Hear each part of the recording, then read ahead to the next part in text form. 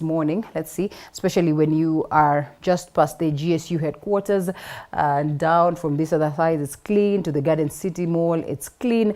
But then as you get to these areas of KCA, trying to find yourself into the city through Muthaiga and Pangani, that is a bit clogged up, and so you would get delayed for a moment. And this is pretty common. It happens a lot on Thika Road, especially in the mornings. And so if you're taking that direction, then such is what you expect. Unfortunately, when it comes to that, it becomes hard to disappear to a different direction. The northern bypass is all clean this morning as always. It's never clogged up with traffic unless there's something, say an accident or thereabout, but we're glad that such has not happened this morning. And so really there is no cause for alarm. So in the event that there will be something that would require your attention, I'd be here. This should be at this point where we're reminded that the government has banned public vehicles from, accessing the expressway. This occasioned by the accidents that we have witnessed right from the weekend and coming into this week. And so such is one that is expected. But then again, we are reminded to be cautious as we are using the road. Now let's briefly look at what the news stories of the day dictate. And Ford Kenya party leader, that is Moses Wetangula, has dismissed claims that he is involved in the ballot paper printing deal with a Greek company. And according to Wetangula, their opponents have sensed defeat and therefore are now peddling lies to gain the aspect of sympathy that is from Kenyans. Boniface Baraza begins this very moment of a recap of news with that very story. Bungoma Senator Moses Wetangula, who is also Kenya Kwanza co-principal, has distanced himself from the allegations that he struck a deal with the Greek company contracted to print ballot papers ahead of the August polls. I want to make it very clear that I have no interest whatsoever in any paper business, list ballot printing for any elections. I do not trade in paper. I do not trade in printing. I am a full-time politician and lawyer. Wetangula said that this is a tactic aimed at maligning him and tarnishing his reputation following their decision to divorce with the former political marriage. That this kind of hate campaign by people we have had a strong political relationship with and then divorced are the same fellows who are trying to track and create despondence against people who they want to work with but who can't work with. The truth is that they are not able to get anybody to replace the space left by Musalia and myself. The allegations were made by Azimio la Umoja leaders who claim they have written to IEBC on the sensitive matter. Hiyo mambo ni mambo si? Na mnajua, mimi najua Wetangula atakanusha. Lakini mjue zile skando zote Wetangula amekuwa, hakuna hata moja amekubali. Unajua mimi nilisikia jana jamaa mmoja akiongea, anasema ati Wetangula anajisifu kwamba yeye na Chebukati ni cousins, wanatoka nyumba moja na watapanga mpango mmoja. Jaribu kupanga uone, my friend. Wetangula urged voters in the county to support Deputy President William Ruto's bid to become the 5th president and called on President Uhuru Kenyatta and his handshake partner Raila Odinga to retire together on August 9. Tarehe 9 mwezi wa 8, Rais Uhuru Kenyatta afunge virago, astaafu, aende nyumbani, na sisi kama serikali tutamupa heshima yake, tutamlinda. Na Raila naye afunge virago, aende Bondo, akae huko, atapata pension yake kama former prime minister. Sisi ni Kenya Kwanza. Mheshimiwa Musalia Mudavadi pamoja na party leader Weta walienda wakakaa pamoja na wakasema tutembee na William Samoei Ruto. Kenya Kwanza ni nyumba ya watu wote. Tunawarai watu wa Bwai. Tunawarai kina baba zetu na mama zetu. Pale juu tunaomba mumpe William Samoei Ruto. Vijana wetu watapata kazi kwa Kenya Kwanza. Kwa hivyo hakuenda tu kwenda namna hii. This comes barely 33 days before the August 9 election. With Wetangula being at the center of the ballot papers controversy, he has termed the move by his former political accomplices as last kicks of a dying horse. Bonfas Barasa, TV47, Trans Nzoia County. And Ruth Party presidential candidate, that is Professor Luchiri Wajakoya George, has refuted claims that he is a state project. Speaking during his tour on Murang'a County, Wajakoya rubbished claims that, he is vying out there because he has been pushed by the state, and he says nothing really will stop him from his bid of getting to the level of presidency on the August 9th election. Ruth's presidential candidate, Professor George Wajakoya, climbed the mountain today, leaving nothing to chance as he dismissed claims that he is a government project, citing that his opponents and their supporters have started getting cold feet after seeing him pull large masses. Bangi oye! Bangi! Sasa watu wale wengine wameanza kuwa na wasiwasi. Raila ni project ya serikali, Ruto ni project mwenyewe, mimi ni project ya binadamu wananchi. Mbona wananidunda hivi? Wajakoya singled out leaders affiliated to UDA presidential candidate William Ruto, who claims that he is out to tap the youth vote, as a majority have been supporting his presidential bid. Wale wameanza kusema kina Kangata hapa, wapi Kangata? Kangata ameanza kusema atama project. Shindwe! Kangata shindwe! Nonetheless, there is a lawyer who has written to the British High Commission claiming that Wajakoya is not a Kenyan citizen, terming it as a ploy to block his presidential bid. Lawyer twingine tumbafu kabisa. Kuna lawyers, advocates very stupid. I'm an advocate, I'm saying it.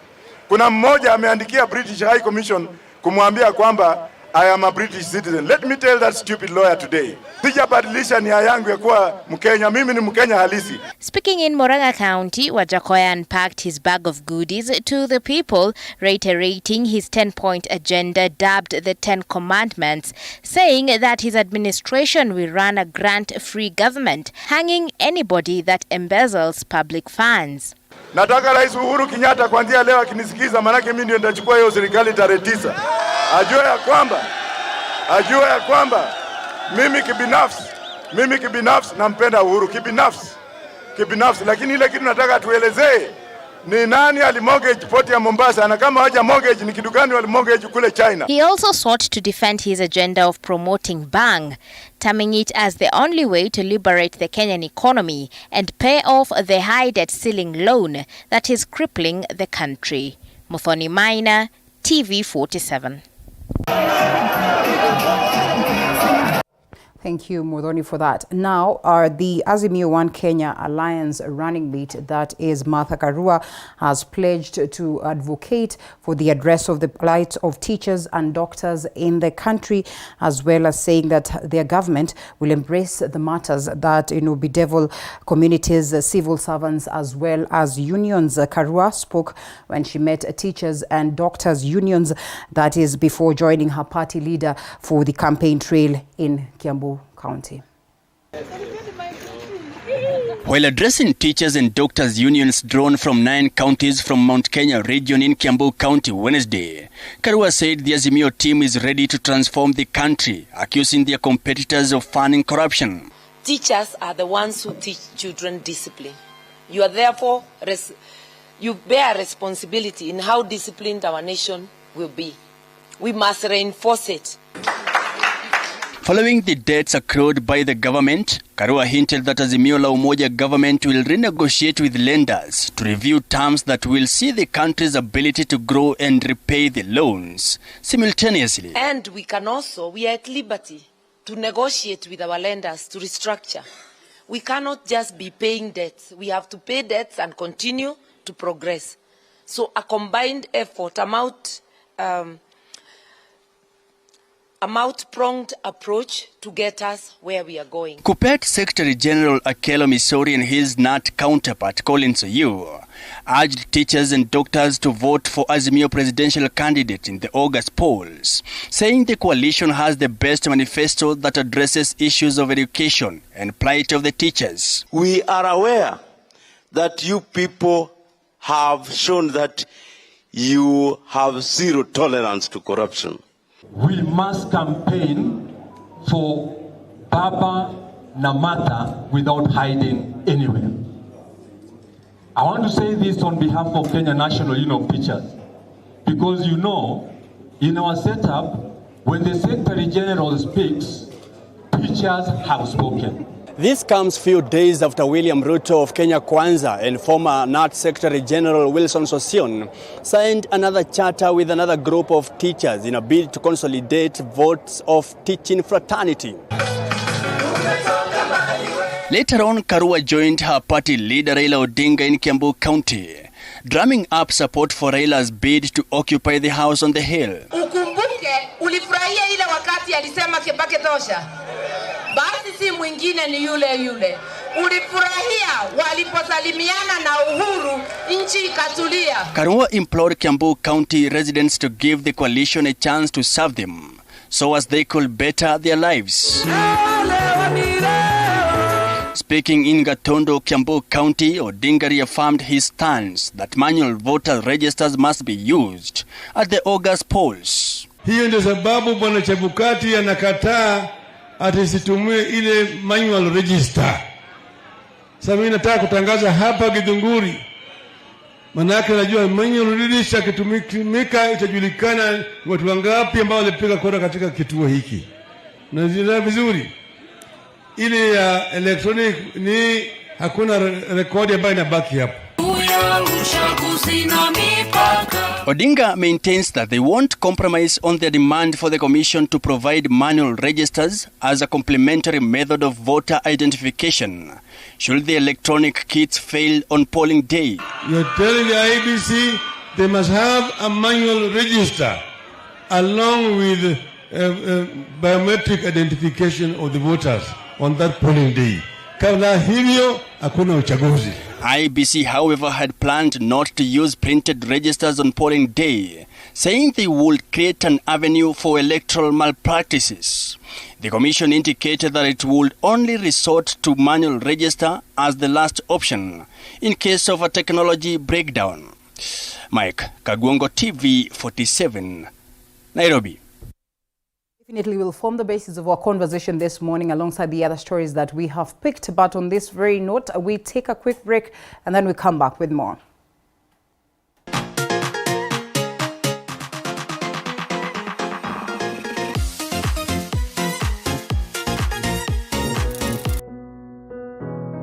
Despite being visually impaired, he is a jack of all trades. It is our quest to find answers on how to take care of children with special needs and those with disability.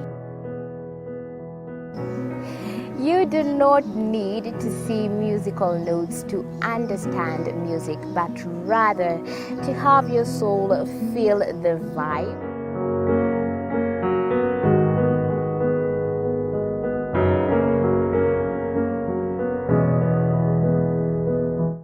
Actually, for us to make a wheelchair, we have to take measurements of the user. After doing my assessment, I get to know the parent, I get to know the heaviness she's carrying.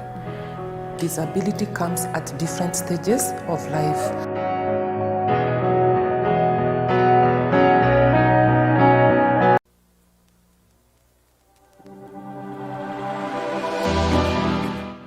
Well, do you know what's happening around you? Morning Cafe with heated political debates. Baraza la siasa. Hiyo kitu azungumzie, angalie hali ya maisha ya watu. Informative health discussions. Business, farming. Tasty Wednesday, Fitness Thursday, and Feel Good Friday with amazing DJs, celebs, waimbaji, kuna comedians, alafu kuna wajinga, and music bands every Monday to Friday from 6 a.m. to 9 a.m.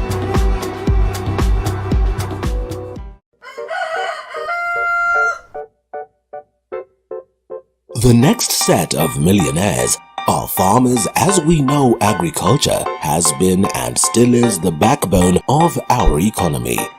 As we traverse the different counties to meet different farmers, we ensure to get the story of how they started farming and even how they continue to penetrate the market and overcome the challenges. Hapa, the reason why nilieka goose na si ducks. Goose, they are very easy to maintain. A lot of farmers keep on calling, inquiring whether you're supposed to raise some seeds in the nursery or you're supposed to do them directly in the field. The greenhouse helps us control the temperature because the temperature needs to be between 28 to 32 degrees. Walk this journey with us every Sunday at 6:30 p.m.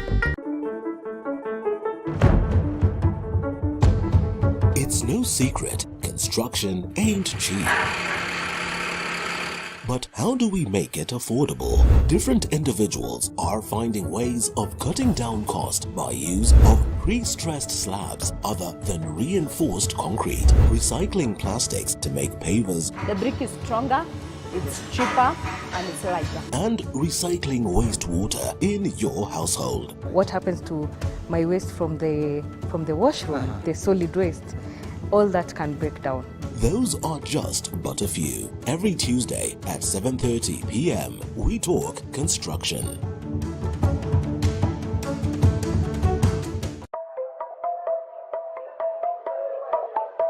There's no alpha without an omega.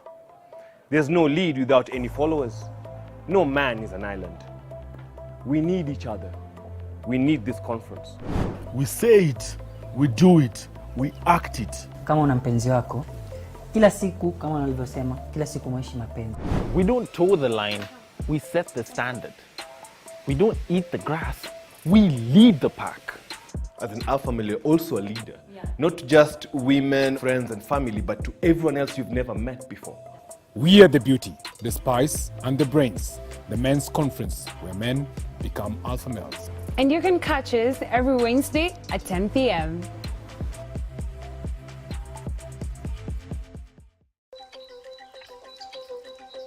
This is The Grind. Only those who will risk going too far can possibly find out how far one can go. T.S. Eliot. So I decided, let me just take this up, put the teaching on hold first. Let me try see where this can go. I mean, the opportunities are a lot. But is that all you need? Oh wait, there's more. This seems a little too much. Let's slow it down. You do this is something you do out of passion. Join me, Violet Njoki, as I navigate through the maze of the increasingly dynamic business environment and quiet down the noises. As I help you flourish in business, every Monday at 7:30 p.m.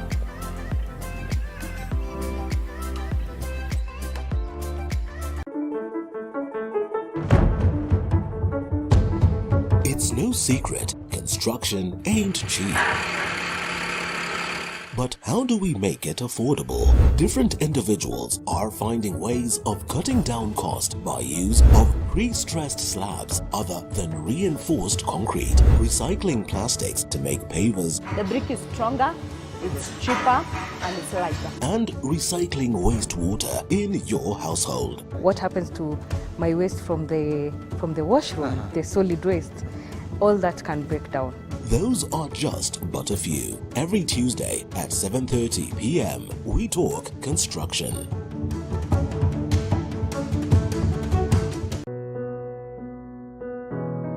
Despite being visually impaired, he is a jack of all trades. Here's our quest to find answers on how to take care of children with special needs and those with disabilities. To be executed within 30 days in a radical proposal. Key among them, formation of an independent state capture commission, a quasi-judicial public inquiry mandated to fight state-sanctioned graft. The state capture inquiry is saying that our state has been privatized. So you are not going to do this if the people who have privatized the state are still in the state. I know, for example, that there are some people, influential people, who have been wanting to put up a brewery in Naivasha, together with some foreign brands. And I cannot help asking, is Keroshi's troubles with the tax authorities to do with predation? Though the move has raised concerns among President Uhuru Kenyatta's allies, the team says the commission is part of the alliance shift in the fight against corruption, empowering institutions to take over the war on graft, unlike the current case that has seen Deputy President William Ruto and his allies accuse President Kenyatta of personalizing the war on graft. We have had scenario where persons that have been alleged or integrity questions have been raised about, they only need to go and shake a hand in some laundry, and after that handshake, oh, voila,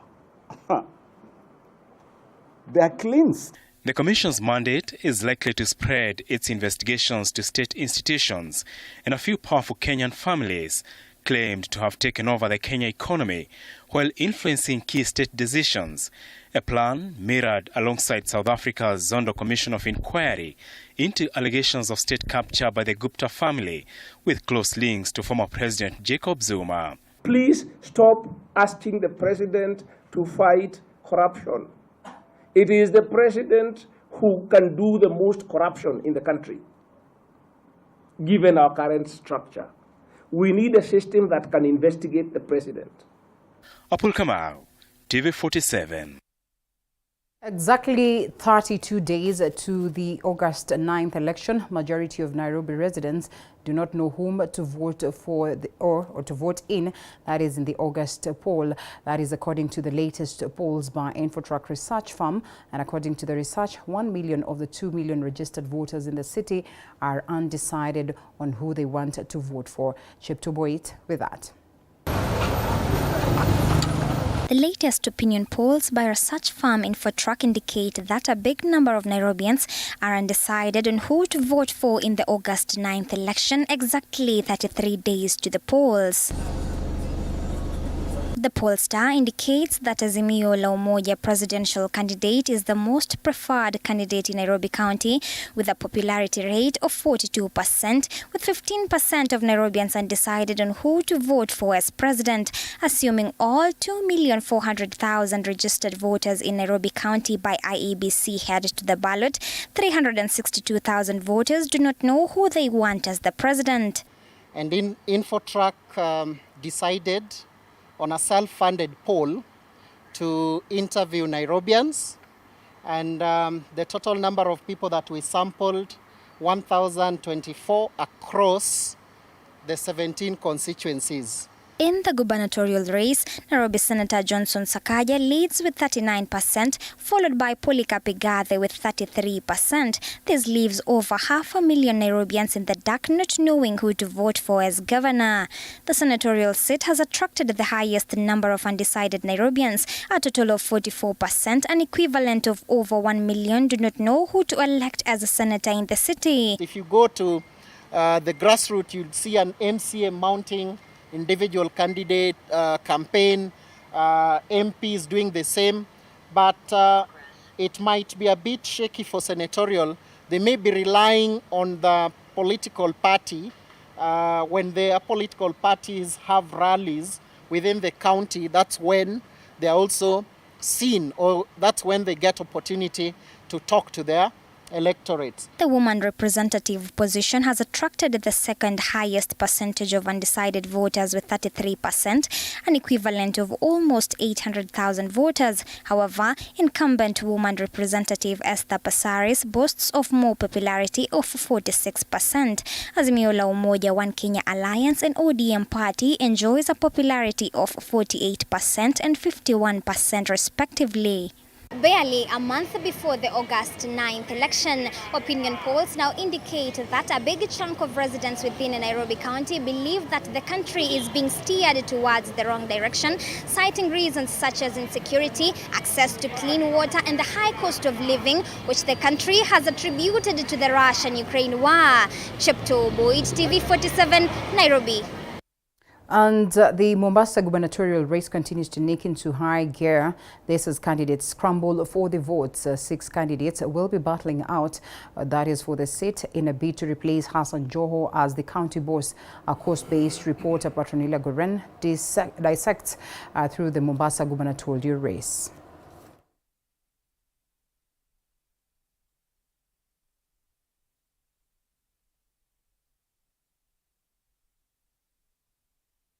To make at this point, this general consensus that we prioritize the petition. So our direction number 1 is that the hearing of the petition be prioritized. The same to proceed by way of highlighting at 2 p.m. today. Number 2, as the directions of the 4th of July were explicit that the conservatory orders would last pending the hearing and determination of the petition, we see no need for confirmation, save for reiteration. Number 3, that the pending applications be kept in abeyance for the time being. So we'll then prioritize the petition at 2, and that should give you sufficient time to exchange and confirm the exchange of documents. And you need to then agree at what point. I expect that the video will be played first before the submissions of the petition.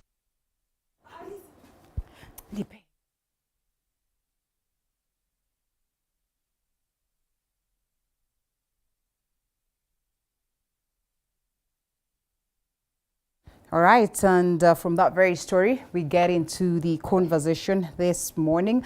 I know so much is happening. Yes, that is the politics of the coast as Mike Sonko awaits for his fate, and as well the people of Mombasa County are eagerly waiting to see what direction this race will take. But away from it, we get into the politics of the nation.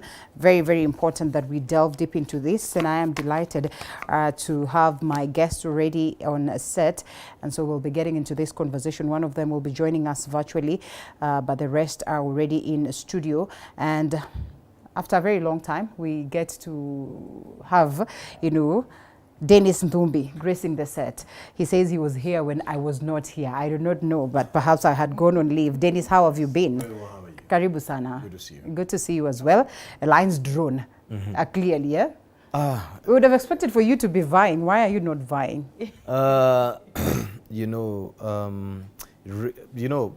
Being on the ballot is not necessarily agitating for change. That's true. There are very many ways. That's true. Absolutely many ways. All right, and so in regalia, you are agitating for change on this morning of Sabasaba in a whole different way. The new Kenya. And you think the change is that of the hustler nation? Absolutely, where everybody is included. What do you mean when you say everybody? Perhaps then Ruth Ambogo will tell us whether she's shifted gears. Every time you are in red, you are in camp. Yes, yeah. Anytime you're in yellow, Ruth. Red was for warning. You're sending a message, and Baba will be making phone calls unless you tell us otherwise. What really changed? Ruth Ambogo, youth policy and governance analyst, not a new face, and therefore when we see her in yellow, we start getting worried. No. Sometimes you have to dress in the enemy's colors to confuse them. Yes. I hope Dennis is as confused. Clarity. I cannot be confused. I'm the guy who brings clarity into the room. Okay. But just to clear the air, we are Kenyans. We are not enemies. No. Yes, that's the beauty of it. Elections are about consensus, not about competition. That's true. If Kenya Kwanza comes in, everybody gets to benefit from that policy. Yeah. I'm sure she'll be applying for the Hustler Fund. Nobody will say you are Look at her face. You understand? The 500 billion that Kenya Kwanza wants to put into the bottom of the pyramid, myself and her, we are in that bottom of the pyramid. Okay. Yeah. There's no question. You know her that even you in the bottom. Am I? Everybody in this studio is on the bottom of the pyramid. I agree. It will benefit all of us. Okay. It will benefit all of us. All right. And I don't know whether this is fortunate or unfortunate, but Kevin Osido joins us virtually, governance expert. Kevin Osido, good morning. Good morning, Linda. How are you? I'm good. How are you? Kevin Osido yuko kwa bedroom. I am also fine. Kevin Osido, why do you accept to come on the show kama unajua vizuri sana huko area? Uko kwa bedroom. You know, sometimes you have to mix many things to get the country moving. Yes. And the beauty about some of the lessons that we learn is that you don't have to be physically present. We have seen our president chairing cabinet meetings online. We have seen very big global decisions being made online. And if this is the position that God wants us to have as a platform for today, Linda, why not? So why I'm not? happy And to we be should part of tell Dennis that that is not easy, but at least I know that Kevin Osido's home is not in Nakuru, so I can almost tell that ako tu mahali hapo kwa kahoteli. Wachana na Dennis. Linda, Dennis is analeta actually propaganda because Dennis analeta propaganda sababu wao wenyewe wamesema wata make all corners of Kenya internet savvy. I mean, bundles all over. Why does he have a problem with calling it online? the internet super highway?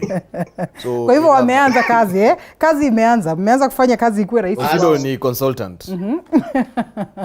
Well, Osido categorically, but it's good to see you, Ambogo and Dennis. It's a pleasure to share this panel with you. All right, and it's an honor to have the three of you joining us this morning. And just for the records, we still do not know where Osido and inclined, that is politically, but at least he says that he will follow the president. And as of now, President President Kenyatta ni mtu wa baba. You know, up until date, Linda, wachana na Dennis. Dennis awache kuwa spokesman wangu sababu sijamwappoint. Na uko hapo. I still reiterate that where the president says turn left, I will turn left. Turn right, I'll turn right. Perhaps I should ask high, how high, sir? Wacha tuulize Ruth swali. Yeah. After the handshake, yes, and you know, the way the politics has shaped, especially this kind of bromance that we've witnessed between Baba and President Uhuru Kenyatta, as those ones that are diehards and supporters of Baba, was there that general feeling that perhaps mulikuwa mnachezwa? I'll be honest with you that there was a mixture of feelings. Up until, for some people, up until very recently, or up until the recent declarations by the president to support Raila Odinga, there was that feeling that what if this is not, you know, genuine as it has been portrayed. But I think for most of us, there was that confidence that indeed those of us who are closer to, I would say, the system knew that, you know, could tell that this was genuine friendship, this was a genuine partnership, because it would take a lot for you to it would take a lot for you to set aside a particular alignment that you have had for a long period of time, to, you know, get into an alignment with somebody else, only to be playing them in the process, you know, only to be playing them at the end of the day, or only to declare your support for someone else at the end of the day. So I think for those of us who are close enough, we could tell that. And someone is asking, what is this system that you're close enough to? No, I mean the system of Baba. The system of Baba. Okay. For those of us who have had the privilege of working closely with Raila Odinga, and in very many ways, you know, either through coming up, being part of the campaign teams, or just basically socializing closely with Raila Odinga and his team, we were able to tell that this indeed was genuine. But I will be very honest with you, there was a lot of, and funny enough, the propaganda that this was not genuine was mostly coming from the Tanga side. You would hear them saying, oh, you're being played, oh, at the end of the day, we know that the president will declare support for William Ruto. This is a play, this is a game they're playing, the two of them, you know. At the end of the day, Uhuru Kenyatta would never, it would never happen in the history of Kenya that Uhuru Kenyatta would support Raila Odinga, or that to be specific, you know, to even go deeper, as some of them would say, that it would never happen in the history of Kenya that quote-unquote Kikuyus would support a Luo presidency. And this is just, we have to talk about it as it was being said out there. Yeah. And I think it is quite a show of first of all, it has broken certain mental barriers that we've always had. It has broken tribal inclinations and beliefs that we have had in the past. It has also led us to a point where one would say that a certain cohesion and harmony has been established between two tribes that for a long period of time politically would not see eye to eye. Right. And we hope that at the end of the day, these barriers will continue being broken further and further as we progress within our democratic system, that we will continue to see more unlikely coalitions coming to play, more unlikely tribal formations. And I'm not saying that that our focus should be on the tribe. But as we keep demystifying that, you know, we are one people, we are one Kenya, it doesn't matter where you come from, that today I could choose to support whoever I am, you know, supporting, not because of where they come from, but because of their ideological perspectives and what they present to the table, you know. Yeah. So as we progress, that's the kind of Kenya that I'm looking forward to. A Kenya where, when it comes to the presidential elections, when it comes to deciding who is to lead our country, we're not looking at you from the lens of where do you come from politically, no, or the lens of traditionally which tribes have been ruling this country, but from the basis of what's the content of your, what are your ideals? But you agree that it should not be at the expense of others, as well perhaps the Kalenjin community would feel, or as perhaps the Hustler Nation would feel, that, you know, this happened but at the expense of, you know, a quarter of the country, which technically is not what we would want to advocate for. But to ask you, Dennis, as the Hustler Nation, as Tanga Tanga, as Kenya Kwanza, have you officially made peace with the fact that it's true?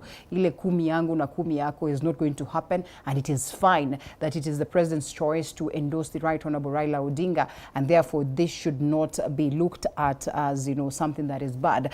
I remember Irungu Kangata saying that, you know, at one point he asks Deputy President William Ruto, do you suppose that President Uhuru Kenyatta is genuine with this endorsement? And Ruto looks at him and smiles. And perhaps he was trying to read something into that. Have you finally accepted that the president has taken his support to a different direction? Thank you very much, and good morning, viewers. I think I'd want to take a different side. Let's ascend beyond the tribal discussions that my sisters bring on board. Let's leave that space, because the country navigated away from that space a long time ago. In my own family, Nyanza came into us a long time ago, and we came into them a long time ago. I have cousins and nephews and nieces who are from within that space, and it's not Uhuru Kenyatta who took us there. We've had formations of politicians from this side to that side, you understand? So Kenya left the tribal enclaves that Azimio is still in, surprisingly. We're still discussing tribalism, and I know that's their formations. You know, when you look at the head formations of Azimio, even the way they had formatted themselves within the BBI did, it was basically fragmentation of the country based on tribal chiefs. They are still caught up in that past. And that's the reason why William Ruto will go to Kiambu and sign an economic charter, and Raila Odinga will come to Kiambu and talk about Jaramogi and Kenyatta. You understand? So they are still caught up in that past, that ancient past. You understand that Kenyans used to conflict themselves based on tribal formations. But Kenya Kwanza has moved to the space of ideas. Today, the stronghold that we talk that are politics are no longer tribal, they are ideas. It's about the economy, you understand? Right. It's because there's no hunger for Luo, there's no hunger for Kikuyu, there is no poverty that is fashioned for Coastarians and another but how would you explain this, Dennis? No, allow me. And I agree, it's in relation to the same. How would you explain this conversation of, oh, our running mate has to be from the mountain because our agendas have to be advanced? How do you explain this aspect, oh, we have to have our small party as a region so that when we go on the table, we're able to negotiate on behalf of the... How would you look at that? You understand that the accurate truth is that the formatting of Kenya Kwanza was that even before the running mate came on board, which you claim has to be from Mount Kenya, William Ruto had an overwhelming support in the mountain. He's not Kikuyu, he's Kalenjin. Overwhelming. He looked for his own votes, was there for a long time.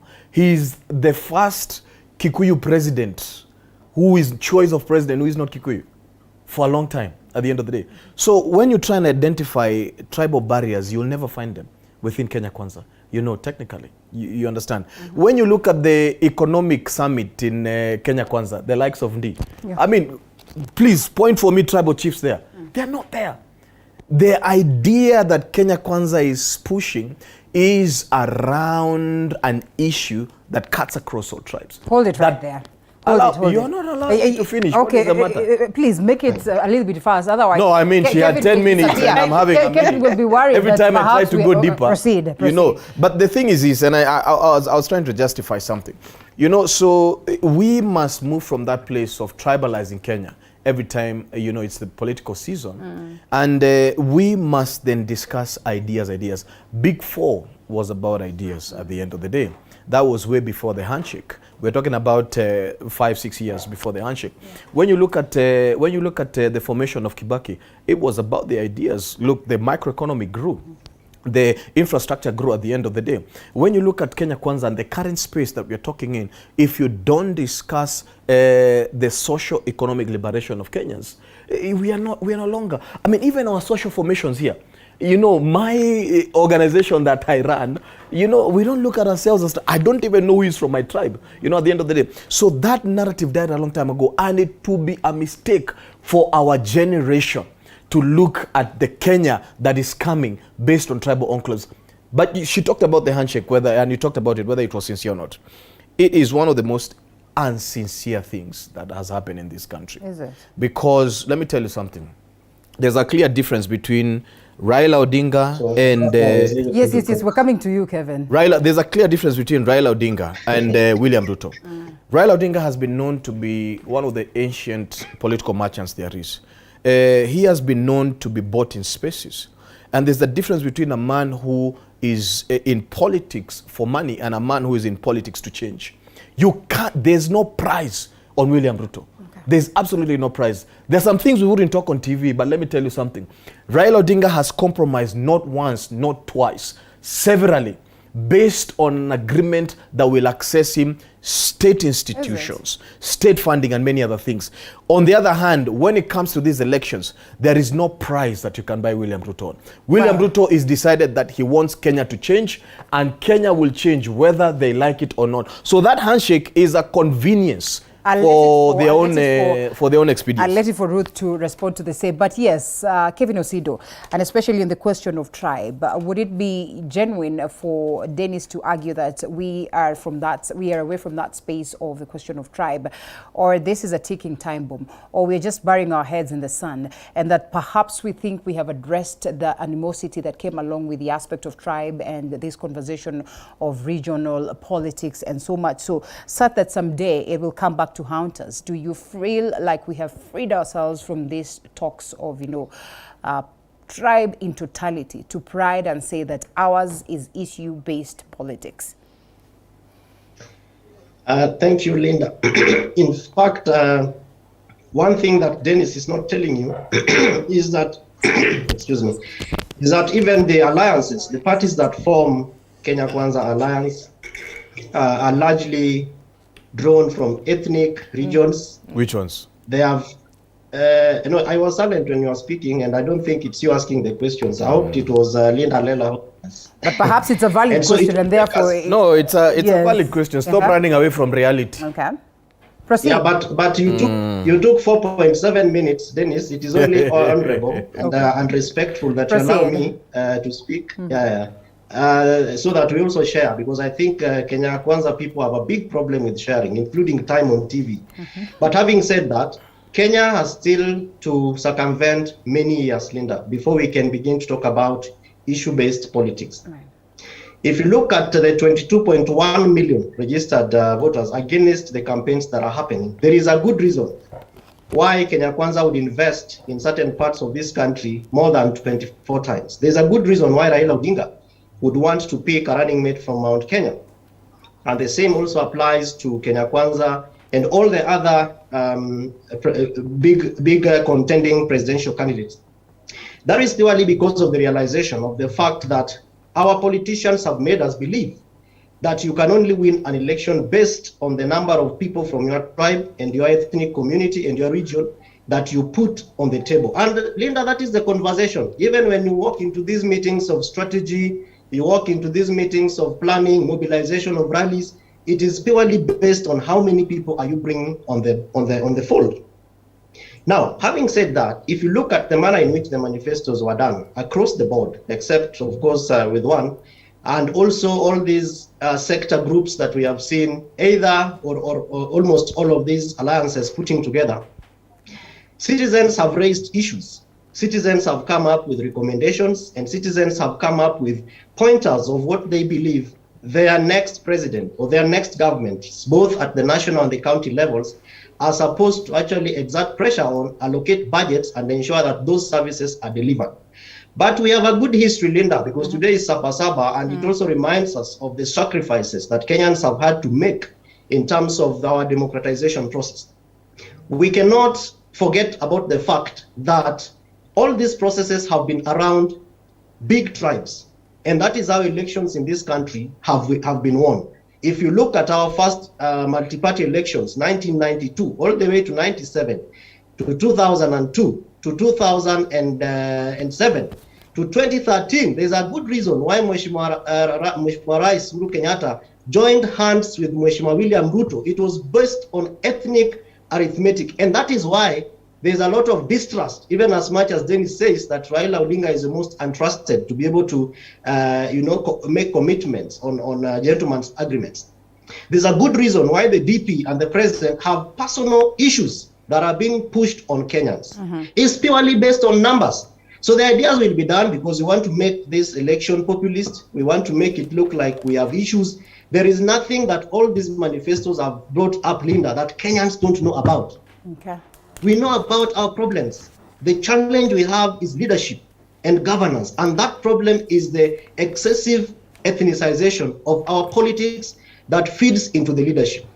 So if we can be able to agree that for the 2022 election in the next 32 days, it will still be decided on the 22.1 million, and there's also a good reason why the elderly, over 18.9 million, would rather vote for Mheshimiwa Raila Odinga than William Ruto. And that is not it's not in any silence, Linda.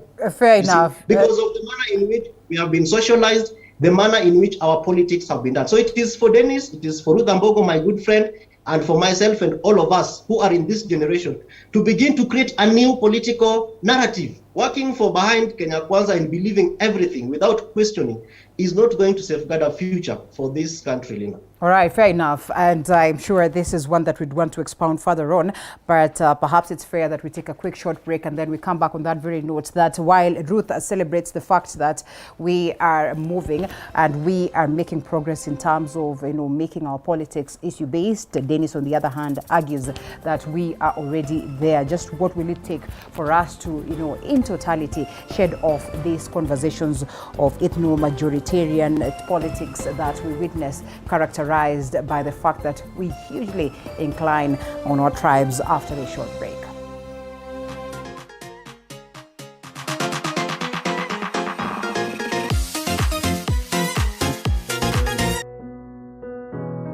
Despite being visually impaired, he is a jack of all trades. It is our quest to find answers on how to take care of children with special needs and those with disability.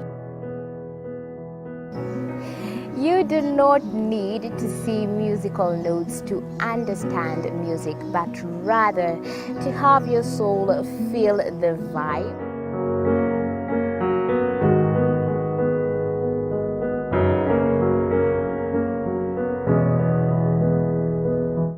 Actually, for us to make a wheelchair, we have to take measurements of the user. After doing my assessment, I get to know the parent. I get to know the heaviness she's carrying. Disability comes at different stages of life.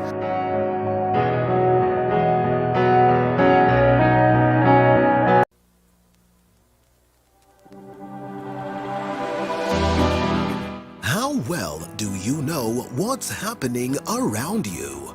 Morning Cafe with heated political debates, Baraza la Siasa. Hiyo kitu azungumzie, angalie hali ya maisha ya watu. Informative health discussions, business, farming, Tasty Wednesday, Fitness Thursday, and Feel Good Friday with amazing DJs, celebs, waimbaji, kuna comedians, alafu kuna wajinga, and music bands every Monday to Friday from 6 a.m. to 9 a.m.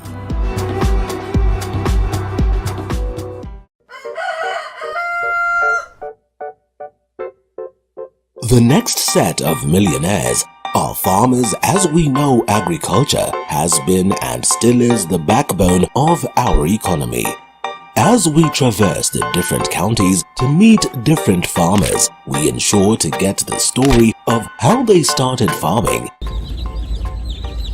and even how they continue to penetrate the market and overcome the challenges. Seeds in the nursery, or you're supposed to do them directly in the field. Times that Baba has appeared to, play the statesman by making sure that perhaps he endorses, shells his interest for purposes of other individuals, in what would appear that, this is a person who's a statesperson. Same applied with his father, that is Jaramogi Oginga Odinga, at some point in time. But then he rubbishes this and he says there are instances where, perhaps it's been a question of money, perhaps it's been a question of interest.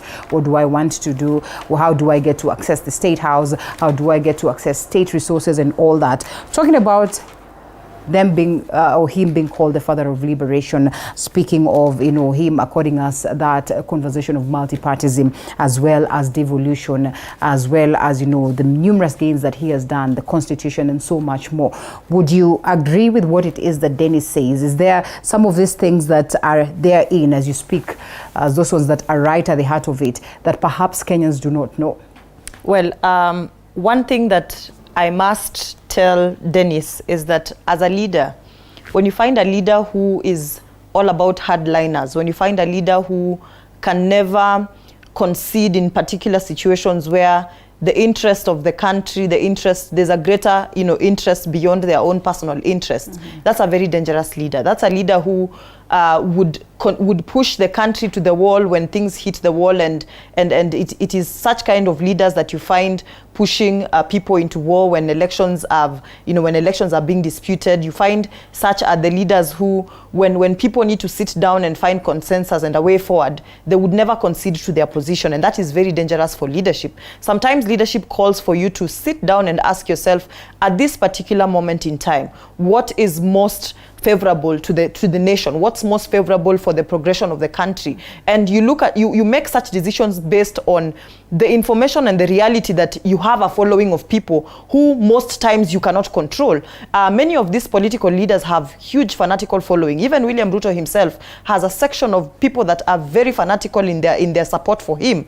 And it doesn't matter what is happening, they would be willing to lay their lives down for the interests of their particular leader. So when you find yourself in situations where there's conflict, there's tension, there's uncertainty because of most of the times it's usually during electioneering periods of time, there's uncertainty, there's a lot of conflict that could actually affect how the country progresses, that could actually affect how things are moving forward beyond elections. You ask yourself, what would my fanatical support do if I do not make a decision that would put me in a position where I concede to my interests? I say that, at this particular point in time, my interests matter not, but the interests of the nation come first. And to be honest, Dennis would be lying to us when he says that William Ruto has no price to him.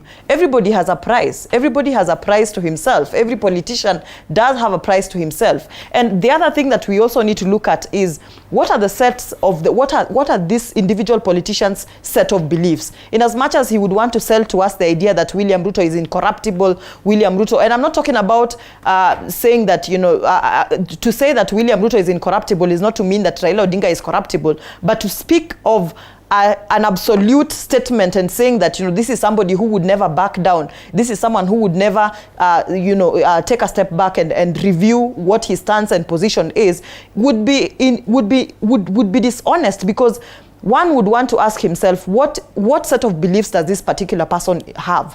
What what has he ever advanced during his leadership journey? Where has he been standing when critical moments of the country, when leaders are called upon to make critical decisions about the progression of this particular country? When we look at the history of William Ruto, for instance, when it came to the clamor for the new constitution, where was he standing, back then? If you ask me, I would even say that William Ruto is one person who rides on political moments without necessarily having to take a particular firm stance on a particular, he's the kind of person who takes a position that not everybody else is taking, knowing very well that if the majority wins, he will still benefit. He has never had any particular individual moment where you would say that this has been solely pushed by William Ruto. This particular kind of change has been solely pushed by William Ruto. Not necessarily solely, but he was behind, this particular clamor for this thing in the country, as opposed to, in comparison to Raila Odinga, who a lot of times when the country has, when we have to make critical decisions about where our country is headed, when we have to make critical decisions about, for instance, whether we want multipartyism or not, whether we want a new constitution or not, whether we want electoral reforms or not, he has been clear about during those particular times. But for William Ruto, when you say he's incorruptible, there's no price to him, one would want to ask, if there's no price to him, is it because of his own personal ambitions? Is he the kind of person who would push his own personal ambitions without ever thinking about anybody else? And that is why it is proper to say that there's no price to him, that for him, he places no price to himself when it comes to his own personal ambitions. But when it comes to the ambitions of, when it comes to the interests of the country, the greater interests of the greater majority, he has no stance. He has no clear stance on what he wants for the greater population. And let's now take a look at what he presented to us in form of a manifesto, and perhaps we'll not delve deep into that. But I picked this particular one based on that, press moment of the technocrats of Kenya Kwanza, yesterday, and some of the key matters that they addressed. They were so huge on the question of corruption. And during his presentation of the manifesto, there was that general feel that perhaps the Kenya Kwanza presidential candidate did not get into depth to address the question of corruption as he did with the other matters. And many would have wished to understand just how he would do this. And yes, the technocrats come with this strategy that the Kenya Kwanza has set on borders pertaining to the same. Is this something that was just crafted the other day, or is this formation of a commission something that was in the pipeline as to the address of the question of corruption? And do you suppose that this could have been triggered by the fact that, there was that general feel within the Kenya Kwanza side that this would cost them? Because, a majority of people hit their manifesto on such basis. First of all, I'd encourage everyone, especially for political discourse, it's good for us to naturalize ourselves in terms of understanding what the various manifestos hold. And what you allude to tells me that I need to sit with you for tea and take you through the you need to. Because you will understand that page 61 of the Kenya Kwanza manifesto. And that is why I said perhaps there was that general feel that they did not address it to the level. For a whole 25 minutes on the day that His Excellency launched the manifesto, he spoke about corruption. And so how different will it be with this ones that has, or with this formation that has been presented to us by the technocrats? Is the technocrats consolidated the manifesto. They are part of the mindset that the manifesto has. They are just articulating what is in the manifesto. It's not a new thing, it's a thing that was there. And that's the reason why I'm even giving you timelines. He presented the question on state capture on page 61. In fact, page 58 is all about governance. There's a lot more from page 58 to 63. It speaks about governance, and it speaks about a rationale in terms of how we change, how we do governance. And then corruption, of course, is the smack, the thing that is a monster that is glaring at us. Many years of law reforms, many years of anger against corruption. But what has happened is that we have little to show as a country. So when you look at where the country is, and you realize that this issue called corruption has been perpetuated mainly through the presidency. The fish rots at the head.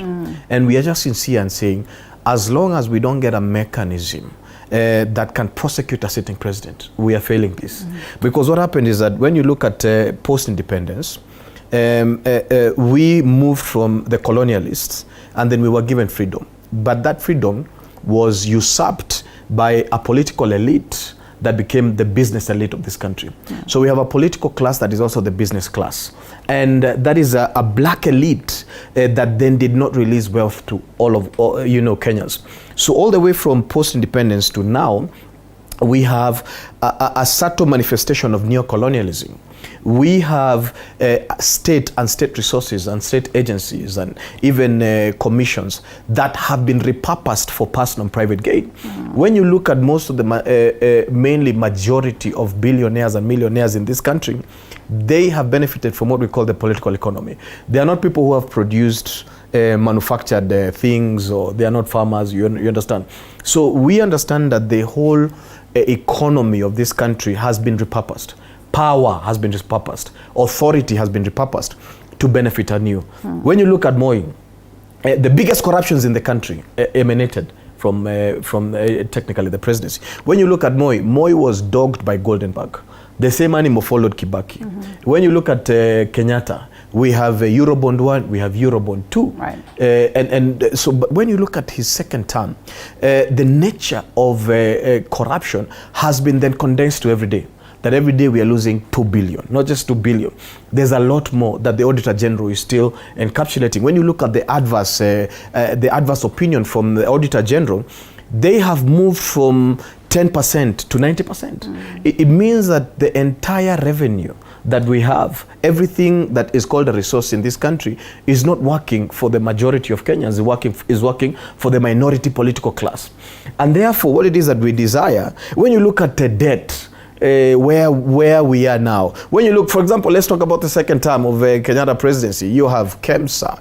You have many other things that I can't even mention. I will need 2 hours to try and mention them. So we are saying, and Transparency International, which everybody would trust them about the fight on corruption, came and said, you know what, we have just figured out that the only way to deal with corruption is to deal with state capture. And state capture is that one that the nation, the entire nation, all instruments have been repurposed for personal gain. And so Kenya Kwanza looked at it, and in page 61, and in the entire document that talks about governance, they said, look, now to deal with state capture, what we will do, 30 days when His Excellency William Ruto is sworn as the 5th president of this country, and I know that will happen, I will invite all of you. This is for all of us, it's for all of us. What will happen is that we will form a quasi-judicial public inquiry. Now, quasi-judicial public inquiry is not adversarial. Nobody is coming for you. In fact, it's run by the judiciary. You understand?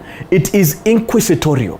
We are finding out details, and everybody comes and discusses, but it is run by, an independent arm of government, and that's a judicial. In this country, commissions have helped us. You have Ndongo Land Report. What came out of Ndongo Land Report is the current formation that we have in terms of dealing with land issues in the country. When you talk about Akiwumi, a lot of those reports is what is the reason why we have electoral reforms. You understand? So for us to be able to understand how do we tackle the monster of corruption, which now has bedeviled this country to the point that, cost of living is unbearable. We killed the local cooking oil manufacturing industry purposely, so that some people may import cooking oil.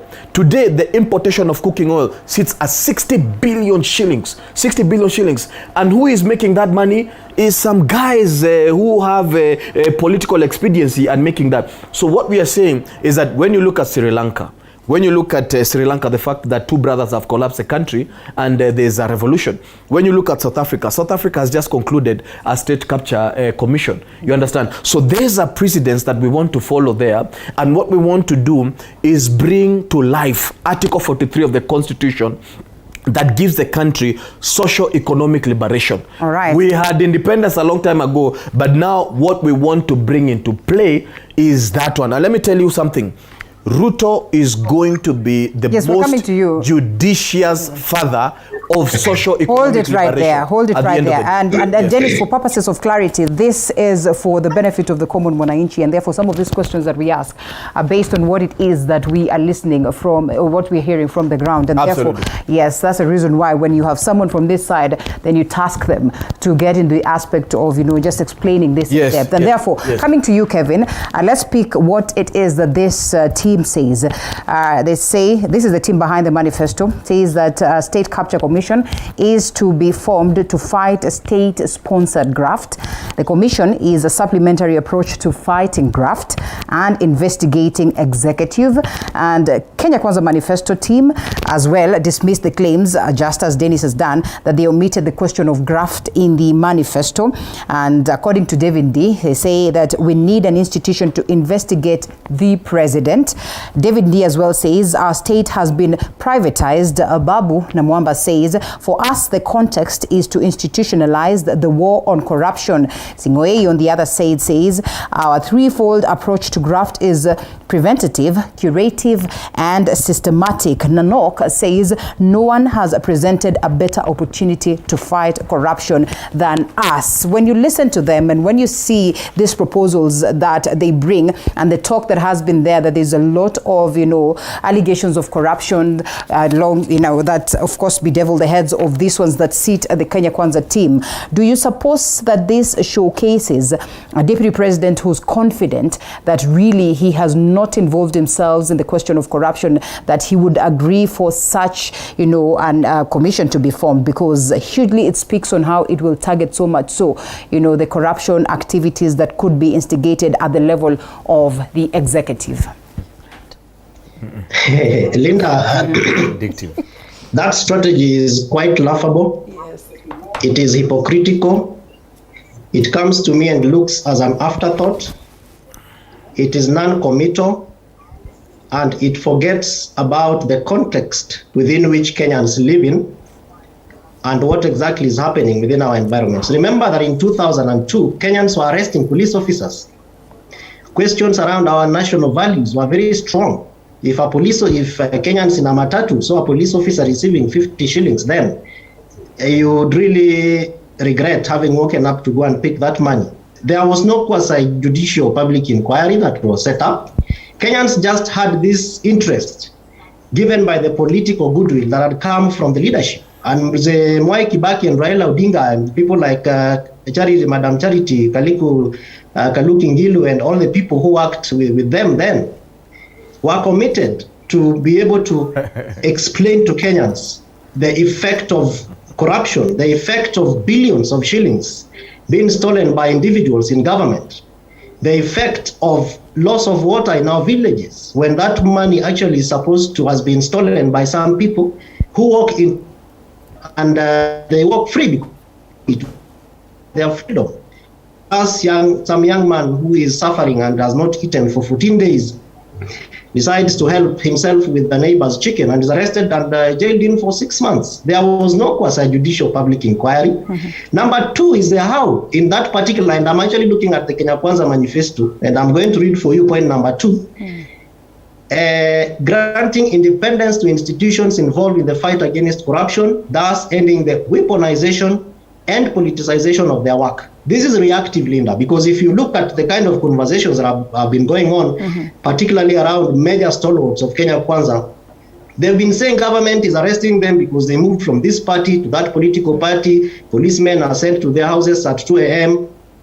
Why do you want to put in your manifesto a strategy to be venting?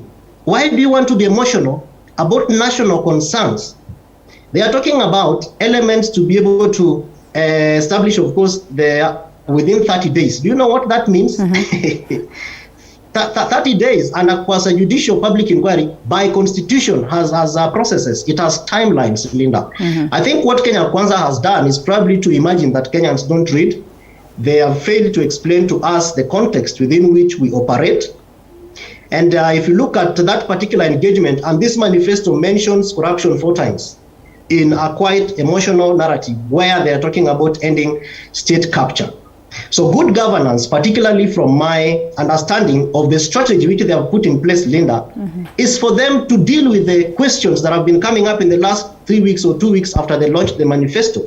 And if you listen to most of the other 3 presidential candidates, they are talking about the lack of a commitment from Kenya Kwanza to deal with corruption concerns. And that if you look at some of the individuals within, they have come out and said we are being targeted by the state and institutions. The Constitution has established independent commissions.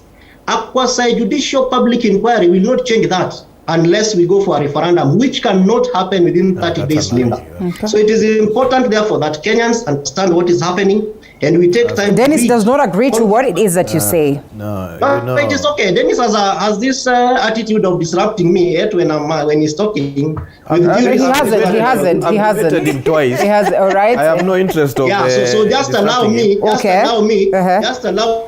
Due respect, sir, and I salute you, Dennis, for your position, which I very highly respect. Allow me to make my point. In fact, when you are speaking, I muted my microphone. So just allow me to speak, and we have a good debate. Otherwise, Linda. Proceed. You're protected. You're protected, Kevin. Because this is time. You know, people wake up so early to respect the opportunity to educate the public. But when you have some errant individual who wants to mess up that time, I don't think it is respectful, Linda. So Kevin, that is not the case. Kevin, that is not the case. You're being erratic. Yeah, so let me make my opinion. Proceed. But when he lies, we will call him out. Number two, they've talked about corruption when it comes to security services. In that manifesto is in page 62, where they have brought in aspects around poor leadership and performance management. This government has a mechanism within the public services, which is called the PC, performance contracts for all public and civil servants. They sign every month. What has a sitting deputy president, a gentleman that I respect so much, of course, love his energy. The guy has been very committed to certain aspects in terms of looking at the direction of this country.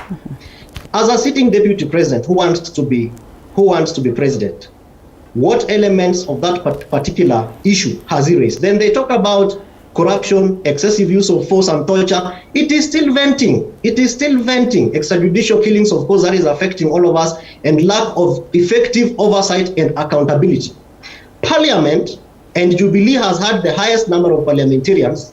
In the first and part of the second term of the Jubilee government, most of the people who are in Kenya Kwanza today were very senior parliamentary officials leading public budget committee, public oversight committees, budget committees, you know. This is purely ventilation. So to me, finishing, Linda, the strategy is good, but I think it is coming as an afterthought to try and make the manifesto look like, we've heard about the concerns around corruption and we are ready and willing. But you therefore agree that in the event that it's implemented, then at least we could be somewhere on the question of addressing graft. And perhaps to take it away from you. It is not possible in the manner in which it is suggested. So the manifesto, Linda, has very many good what to do's. We will do this, we will do that. But the how is missing in the sense that they have failed to understand the contextual mechanisms. Fair enough, Kevin. Let me take it away from you. And we agree that, Ruth, we do not fall short of laws to address the question of corruption. And when he says the hows, and we speaks about the question of implementation, I would want to believe that this should be asked across, Wajakoya, how do you intend to do this? Right Honorable Raila Odinga, how do you intend to do this? As well as, Deputy President William Ruto, Wahiga Mwaure, how do you intend to do this? It's always been a question mark when it comes to the question of implementation. And therefore, while we could get excited about the beautiful, presentations that we're getting on these very manifestos, and especially when it comes to the question of dealing with graft. I mean, President Uhuru Kenyatta has attempted, but look at where we are. Former president, and that is Mwai Kibaki, may his soul rest in eternal peace, as well, attempted to address the question of corruption in vain. Why do we think that these ones that have been presented then would give us the ultimate solution to address this, which is the main problem to us? They say once we are able to deal with the question of graft, then half of our problems as a country will have been addressed.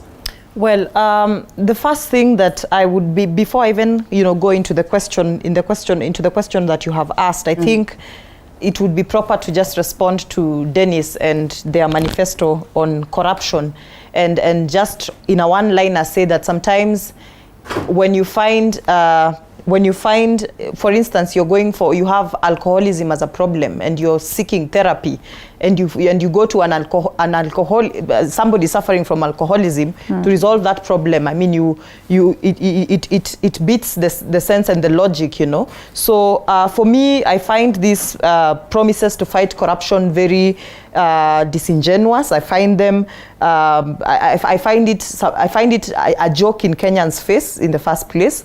I do not see their own commitment to saying that they themselves or members in their team who are involved in corruption, I don't find any commitment from them in terms of how they will present themselves before the law, how they intend to submit themselves to systems of checks and balances. It looks as if it is a reactionary method, just as Kevin Osido has said. It's a reactionary strategy. It is a strategy to whip the emotions of Kenyans, to get Kenyans to say that, oh, you know, you're even willing to prosecute the president, when in reality we are not talking about how to deal with the various corruption allegations that have been bedeviling their own, you know, their own faction of politics. And just to get into your question, I think we all understand how corruption is affecting this country. We all understand the cost of corruption. We understand how, when not dealt with, how the lives of Kenyans are generally affected.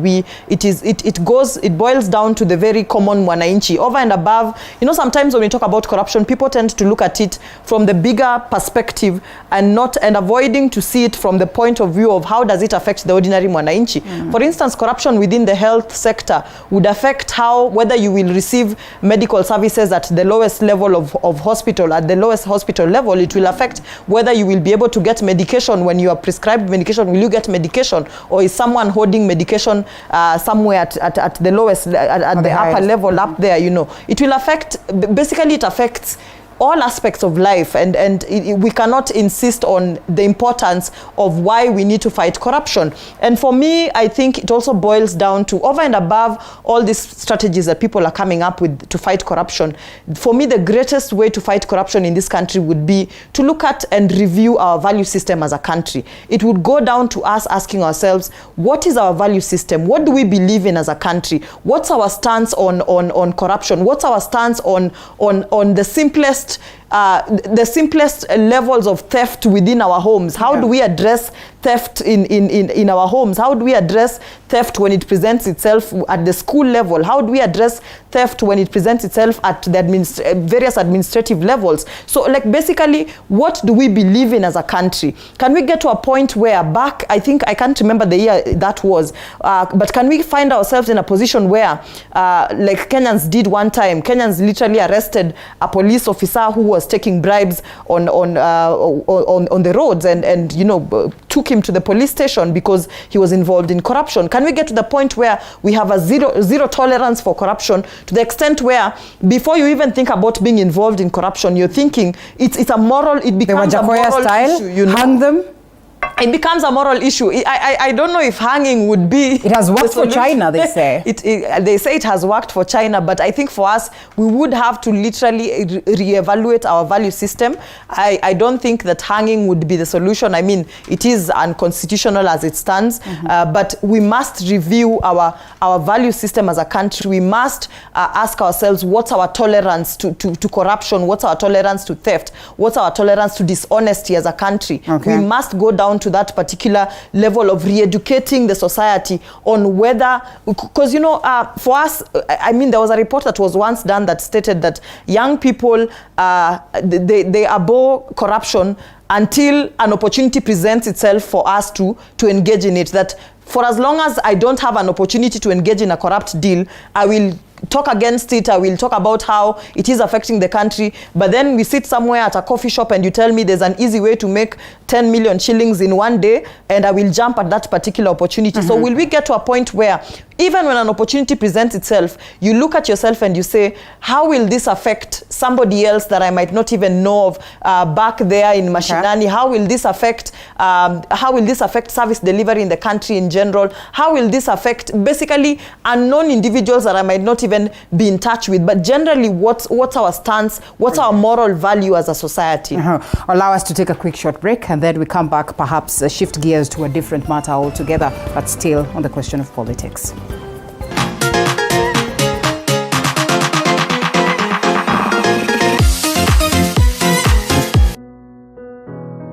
Despite being visually impaired, he is a jack of all trades. It is our quest to find answers on how to take care of children with special needs and those with disability. You do not need to see musical notes to understand music, but rather to have your soul feel the vibe.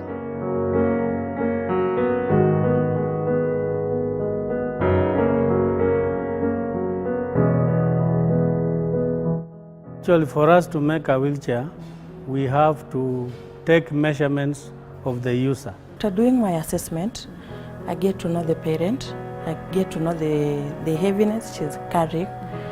Disability comes at different stages of life.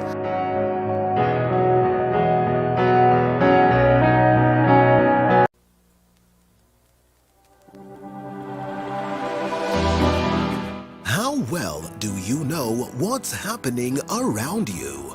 Morning Cafe with heated political debates. Baraza la siasa. Hiyo kitu azungumzie, angalie hali ya maisha ya watu. Informative health discussions. Business, farming. Tasty Wednesday, Fitness Thursday, and Feel Good Friday with amazing DJs, celebs, waimbaji, kuna comedians, alafu kuna wajinga. and music bands every Monday to Friday from 6 a.m. to 9 a.m.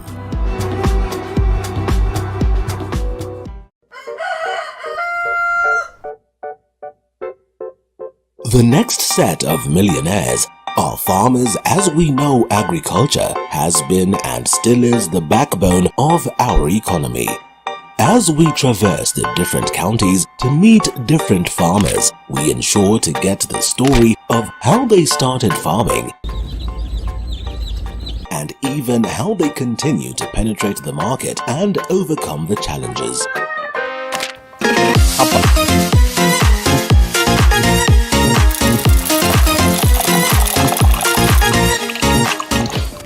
Welcome back to TV47's Morning Cafe, and right here with me is Ruth Ambogo as well as Dennis Nthumbi and Kevin Osido, who's joining us virtually.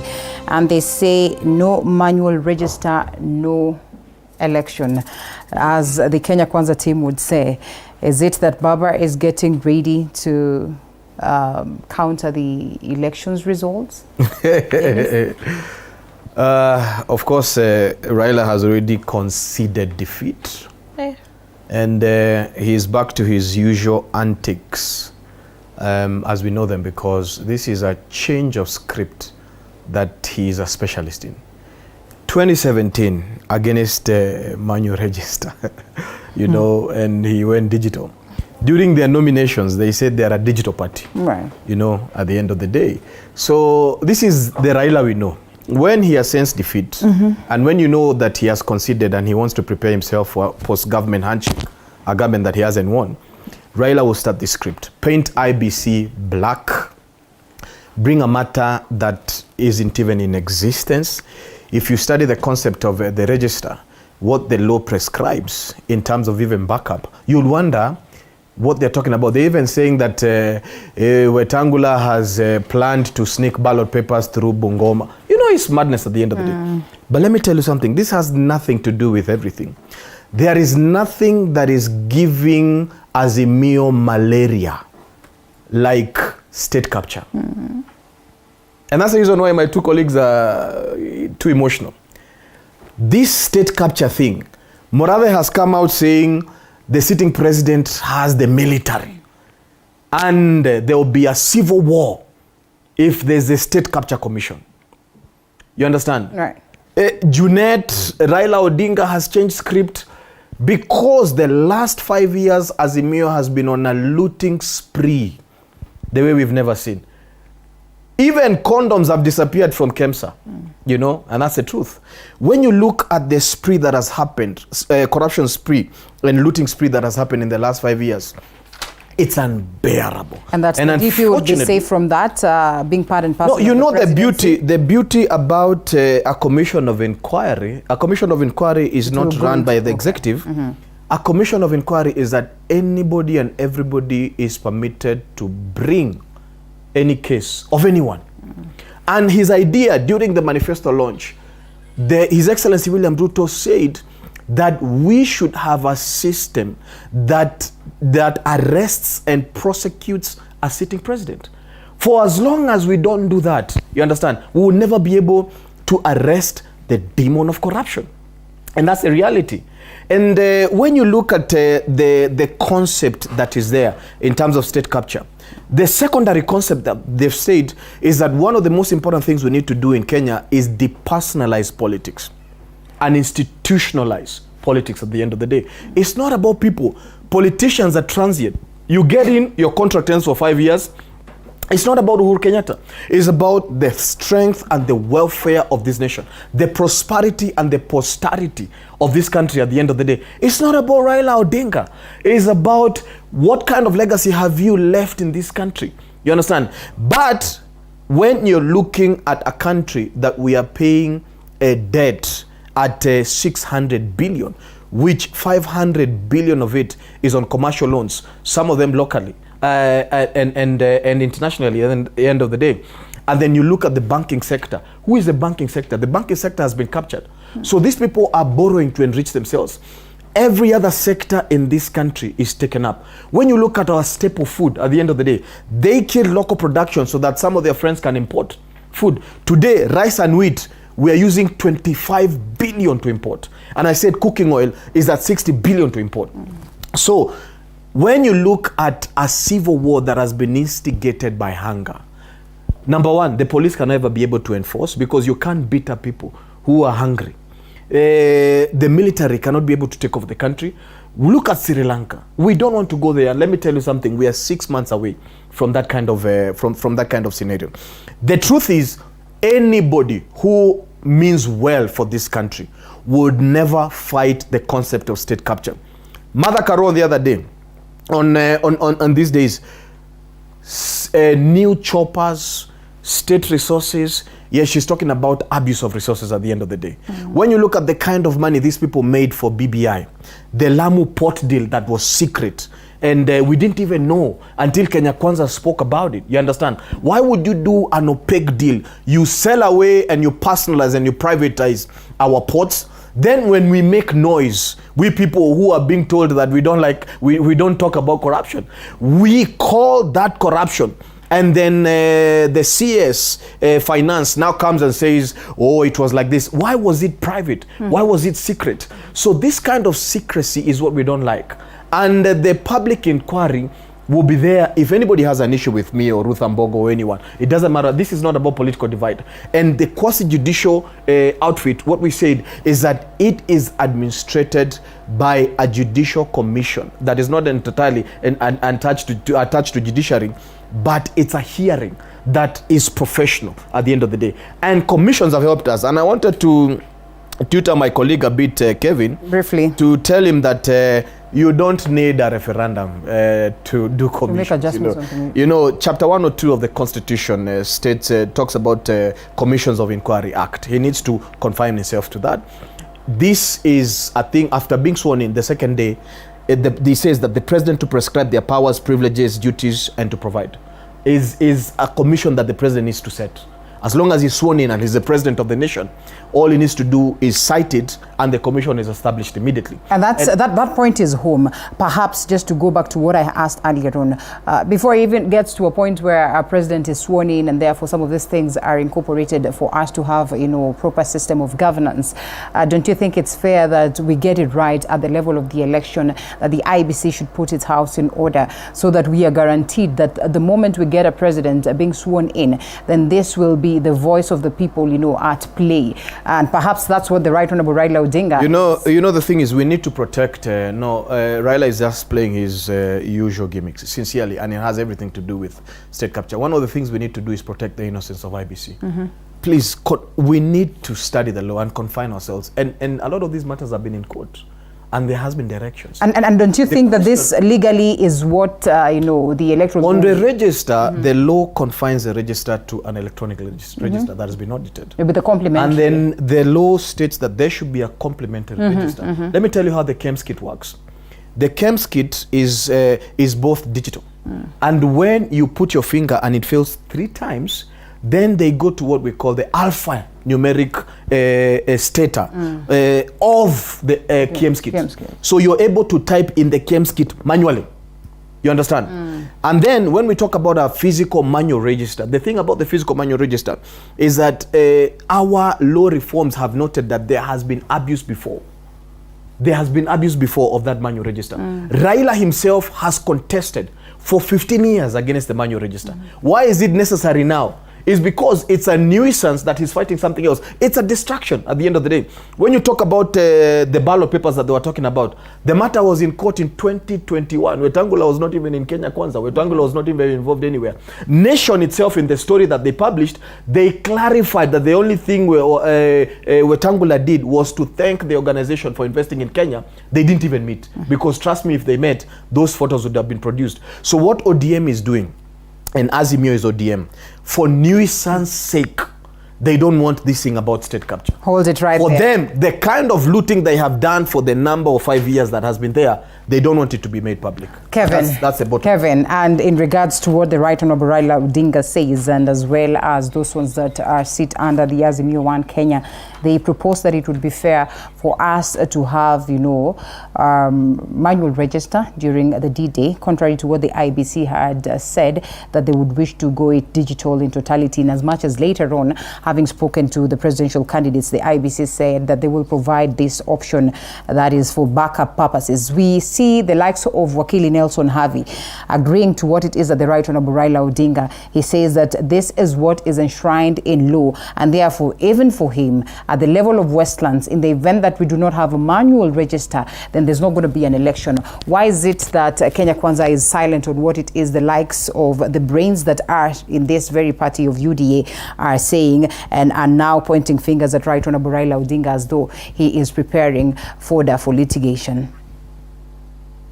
Thank you so much, Linda. Before I get into that, I don't know what Kenya Kwanza is thinking, but let me just remind Dennis that sometimes it is just fair and important to listen to what someone is saying so that we don't set our own exams. And I think my comment on the referendum was very clear, because it's the same Dennis who told us that Kenya Kwanza will establish a 500 billion Hustler Fund. The figure is actually 50 billion. No, that is not the Hustler Fund. 500 billion is a total financial commitment to the bottom. Hustler Fund is 50 billion. I am saying it is part of the 500 billion. I am just saying what... proceed. I am reading... don't quote me, don't misquote me on TV, please. But you are misquoting me and trying to set things into my mind, which I didn't say. My comments on the referendum, sir, were very clear. Number two, Dennis is telling us about corruption issues that and he says is 2 weeks, 6 months. Let me tell you, Linda, this country, who was behind Anglo-leasing? The 6 billion tender fraud, graft. Who was behind Eurobond? The maize and rice scandals. There was a gentleman who was a minister of agriculture when this was happening, and he had to be released from his responsibility as a minister. Our corruption goes way back. It is not after the handshake. So as young people who are interested in the future of this country, we must go beyond our personal interests in political alliances out of what we can get and look at our future as we head towards Vision 2030, Linda, 8 years from today. What will I tell my little daughter, Natalie? What will they tell their young ones? We must make a deliberate commitment in the same spirit and manner that the hearts behind Sabasaba committed to an agenda, and they achieved that agenda.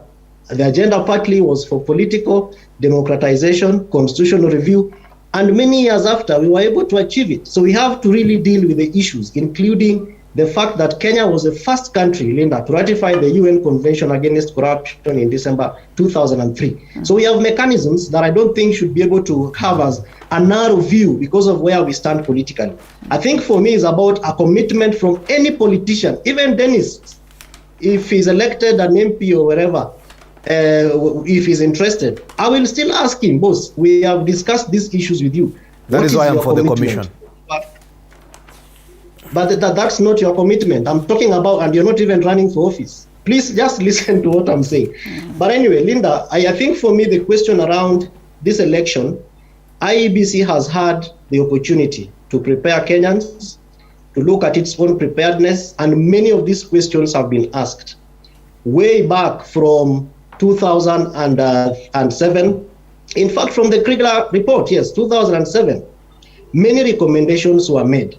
The commitment by government that took over that particular process, to be able to ensure that the election is accountable, transparent, fair, effective, efficient, and just, where it is. The Truth, Justice, and Reconciliation Commission that Dennis has also alluded to, if I got him right, has a number of issues. In fact, they were called Agenda 4 issues that were formed after the post-election violence, examining the political, economic crimes with a focus on grand corruption again.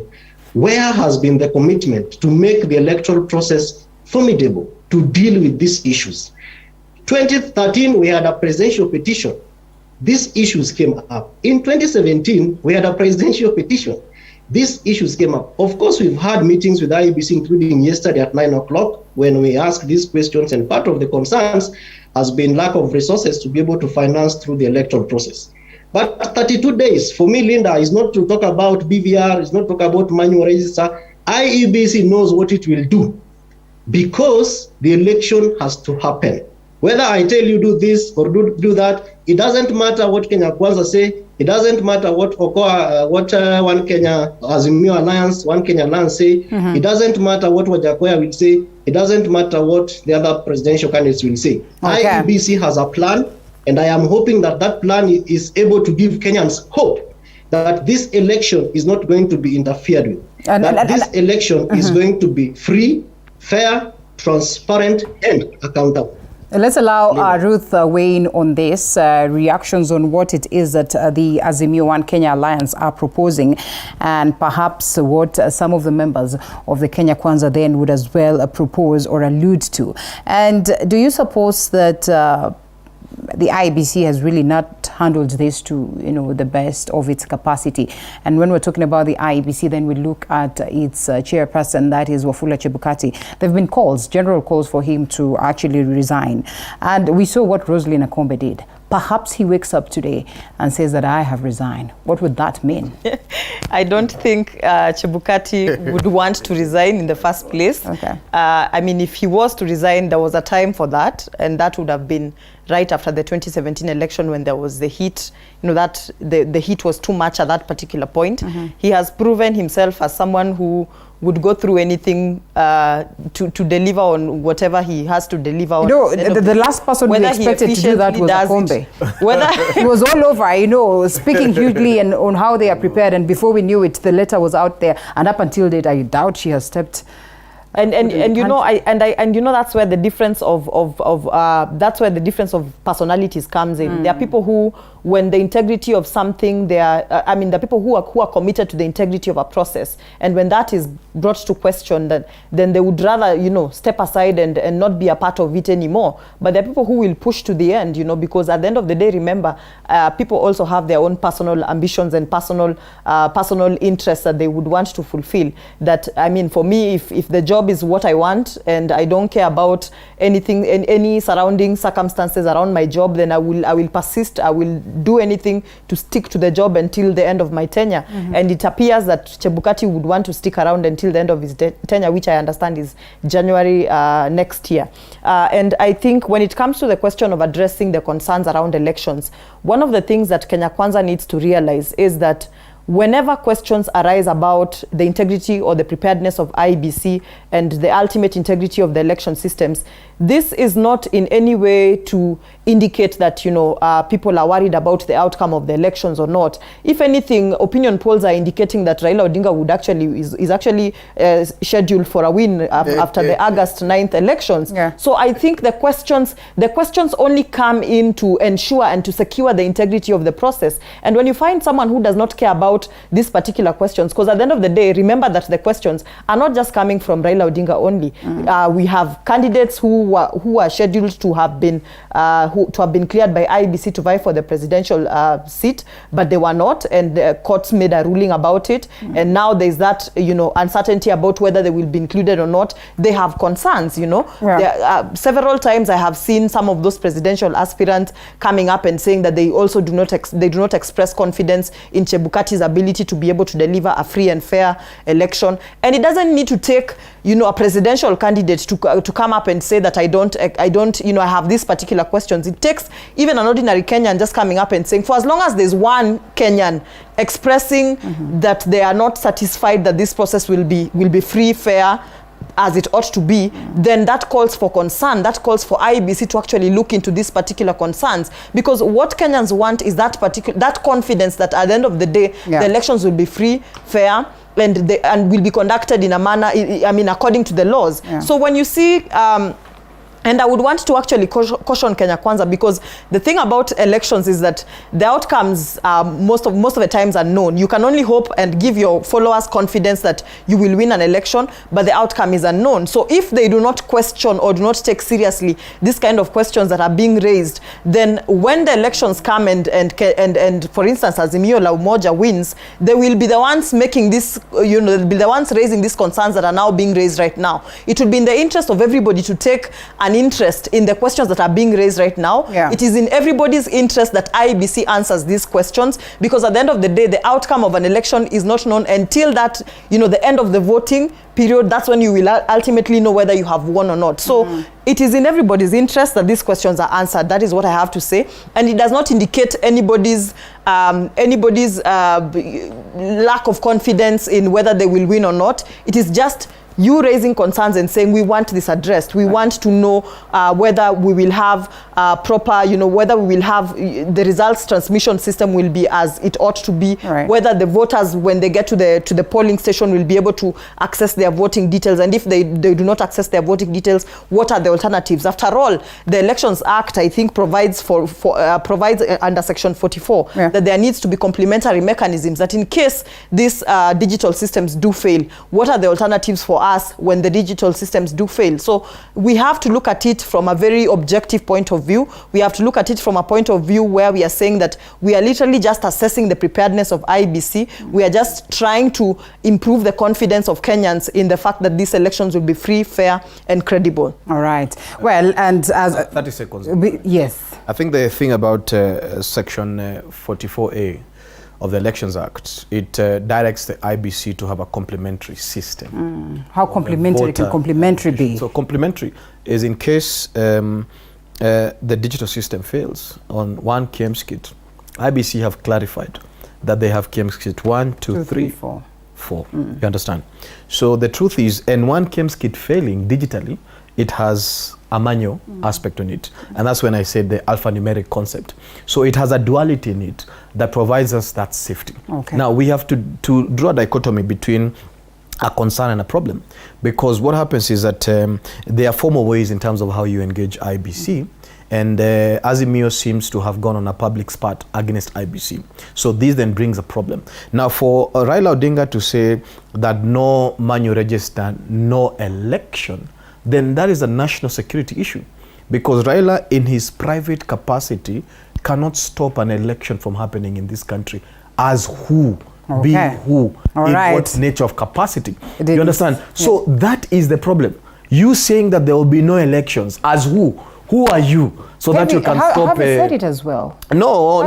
He's wrong. No. I don't know where Harvey said it, but even Harvey said it. Even William Ruto cannot say no elections. You understand? That is our right. Nobody can stop that right. You understand? So Raila Odinga, if he has issues, let him score it out with IBC. And there's a reason why I said, let us protect the independence and the innocence of IBC. But Raila Odinga, if he doesn't want to participate in an election, he did not participate in the 2017 one, and we have a president anyway. It is not mandatory that Raila Odinga is on the ballot. It is not a right that he has to push. Raila Odinga cannot tell Kenyans that there will be no elections. Well, they would choose to boycott as they did. Is their right? Nullification is their right. Is their right? No, we are not worried. We have to close. Ladies and gentlemen, in the best interest of time, we actually have 1 minute out of this place. Sijui kama mmeona hii list. Joseph Kinyua, Dr. Fred Matiang'i, Karanja Kibicho, Hilary Mutyambai, Robert Kiboche, Philip Kameru, Anna Madi, Ruth Ambogo, AG, that is Kihara Kariuki, Jerome Ochieng, Julius Muia, Macharia Kamau, Julius Korir, Joe Okudo, Solicitor General Ken Ogeto, that is. And what's important after all said and done is the transition process. Yes. You suppose President Uhuru Kenyatta will accord us the best ever in 30 seconds, less than? The president needs to conform himself to the prescription within the Constitution of Article 10.2 of the Constitution that prescribes our mannerisms. The truth is, he's a symbol of national unity. he remains to be the president that is transitioning. And I believe that for his own sake and for the national sake, he needs to hold this country together. However, there is nothing like transfer of power from one president to another. It's an election. It's Kenyans that bestow that power to a president. When a president is duly elected and the president is sworn in by the judiciary, you understand? What happens immediately?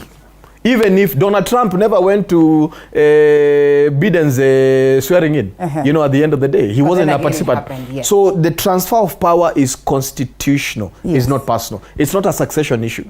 So what will happen is that the next president will be sworn in, whether Uhuru wants it or not. Wow, the Constitution is prescriptive about that aspect. Okay, 30 seconds, strictly 30 seconds. Whether you want to weigh in on this, Kevin, or perhaps just give us your parting shots.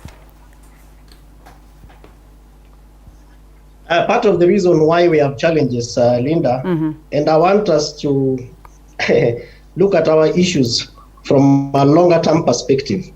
And we also need to depersonalize them so that if the same questions that made Mheshimiwa Raila Odinga not going to the second election on October 26th, and those issues have not been dealt with, any Kenyan has a right to ask questions, and especially if you are vested, because we all know what it takes to run for president in this country.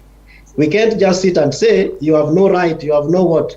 Article 1.1 of the Constitution gives sovereign power to the people of Kenya. And Mheshimiwa Raila Odinga is also a person of a Kenyan citizen, at least from the much that I know. So he has rights. He has as well as responsibilities as a presidential candidate. So we cannot just say that as who. This is a gentleman who has stopped Nairobi from moving, Mombasa from going on. And stand still. Let him attempt again. He would proceed to court. We are tired with that. Let him attempt again. Let him attempt again. So on finishing, we have to close. We are out of time. I want to appeal to the politicians to exercise restraint. We have hotspots that have been outlined by NCIC. Want to appeal to them in their campaigns to exercise peace, restraint, and ensure that 9th, 10th of August, there's a Kenya, because we have no other country. Asante sana. Ruth Ambogo, 30 seconds. Well, today being the commemoration of Sabasaba Day, I think for me, I'd like to call upon Kenyans to reflect on how far this country has come in terms of fighting for the freedoms that we now do enjoy, and still the furtherance of the fight for the freedoms that Kenyans still feel that, you know, needs the continuous fight for the freedoms of Kenyans, and basically the upholding of the Constitution and the rights that, you know, that do belong to Kenyans. And for me, I find it very interesting when, and this is just to finish up and say, I find it very interesting when I see Kenya Kwanza saying that William Ruto is the symbol of freedom, and that freedom is coming tomorrow. And for me, that is synonymous to Satan telling me that Jesus is coming soon. No, when William Ruto tells me that freedom is coming, is a creation of that's God. Like Satan telling me that Jesus is coming. So we should remember, as people call themselves, as people now brand themselves as symbols of freedom, we should remember the true fighters of the freedoms that Kenyans do enjoy today, and those are the people that we can